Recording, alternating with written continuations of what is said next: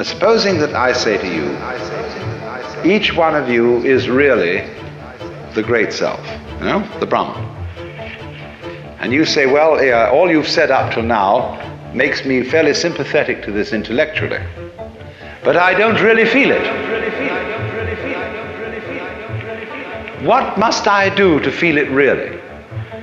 My answer to you is this. You ask me that question because you don't want to feel it really. You're frightened of it. And therefore what you're going to do is you're going to get a method of practice so that you can put it off. So that I can say, well, I can be a long time on the way getting this thing. And then maybe I'll be worthy of it after I have suffered enough. See, because we are brought up in a social scheme whereby we have to deserve what we get. And the price that one pays for all good things is suffering. But all of that is precisely postponement, because one is afraid here and now to see it.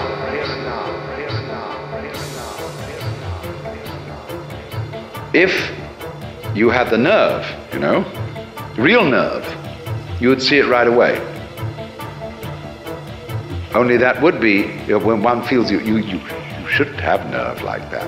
Why, that would be awful. That would be, that wouldn't do at all. Because after all, I'm supposed to be poor little me. And I'm not really much of a muchness. And I'm playing the role of being poor little me. And therefore, in order to be something great, like a Buddha or a Jivan Mukta, one liberated in this life, I ought to suffer for it. So you can suffer for it. There are all kinds of ways invented for you to do this. And you can discipline yourself, and you can gain control of your mind, and you can do all sorts of extraordinary things. I mean, you can drink water in through your rectum and do the most fantastic things. But that's just like being able to run the 100 yards in 9 seconds, or push a peanut up Mount Tamalpais with your nose, or any other kind of accomplishment you want to engage in. There's absolutely nothing to do with the realization of the self. The realization of the self fundamentally depends on coming off it. You know, the sort of, when we say to people who put on some kind of an act, we say, oh, come off it. And some people can come off it. They laugh and say, they suddenly realize, you know, they were making fools of themselves, and they laugh at themselves and they come off it. So in exactly the same way, the guru, the teacher, is trying to make you come off it. Now, if he finds he can't make you come off it, he's going to put you through all these exercises, so that you, at the last time, when you've got enough discipline, and enough suffering, and enough frustration, you'll give it all up and realize you were there for the beginning and there was nothing to realize. But the guru is very clever. He says, all right, if this is the way you have to go, this is the way you have to go. You asked for it. You came to me, I didn't invite you, you see, the guru says. You came to me and said, I want to learn yoga. Well, he said, yoga is union. You're tattvamasi, you know, you're that. Well, no, you say, I'm sorry, I don't understand that, because I only get it intellectually, I don't feel it. Oh, he says, you're one of those. So I see, I've got to satisfy you. The customer is always right. No? I've got to give you all this work to do, because you can't see directly that this is so. But he's looking at you in a funny way, you see. The guru is always saying to you, you know, what are you doing? What's your game? Imagine, for example, a father confessor, and you feel terribly guilty that you've committed murders and robberies and adulteries and fornications and all kinds of arson and injury to people and financial shenanigans.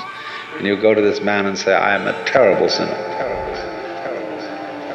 He says, really? He said, I have murdered somebody. He said, how many times? And you think, oh, good Lord, this man doesn't realize how awful I am. And you recite all these things. He's perfectly calm. And then you say to him, well, you don't seem to be very shocked. Well, he said, you haven't confessed any serious sins. He said, what do you mean by a serious sin? Well, he said, what do you think? Well, I don't know. I just feel wrong. I just feel there's something in the basis of me that tells me that I am not what I ought to be. Could it be that I'm spiritually proud? That I'm egocentric? He says, no, that's not. It's very usual. This is quite ordinary sin. But he says, you are guilty of something really terrible. And what could that be? Well, I have no idea. Now he says, come on. Go deeper. What is the real sin? You think, what, me? I, little me, could do something worse than murder, worse than spiritual pride? Just little me? I mean, I'm a reasonably well-intentioned person.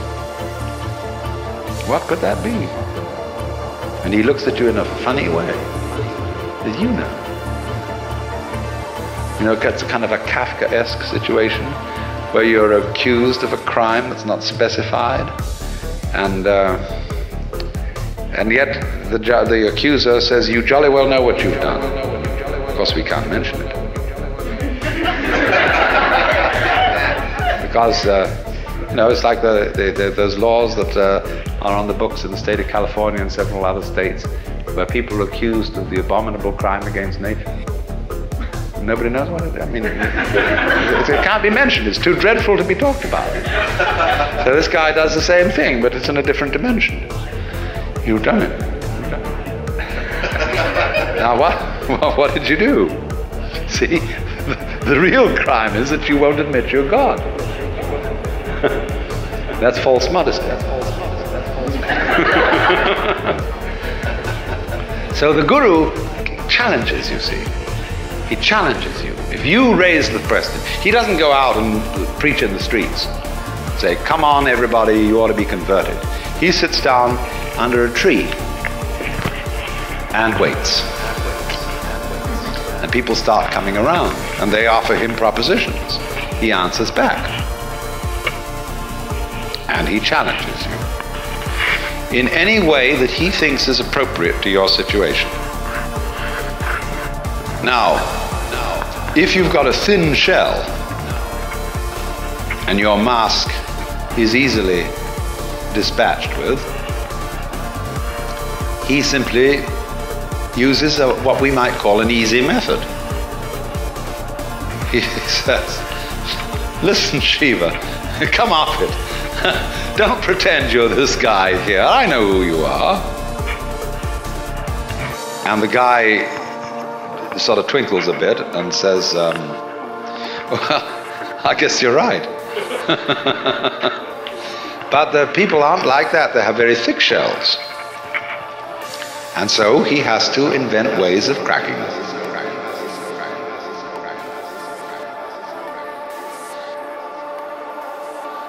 And so he has to invent ways of cracking them.